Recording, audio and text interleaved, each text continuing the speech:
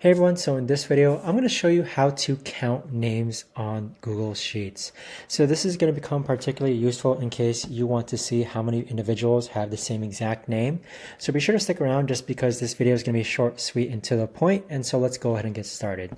So here we are on a demo Google Sheet. And so what I want to do is actually count how many times the word scriptwriter appears within this column. So what I've been able to do is that on this cell over here, which is J2, this is the formula that I use, which is COUNTIF, and then you input the cell range, which is B2 to B25, comma, and then in quotation marks, the word scriptwriter.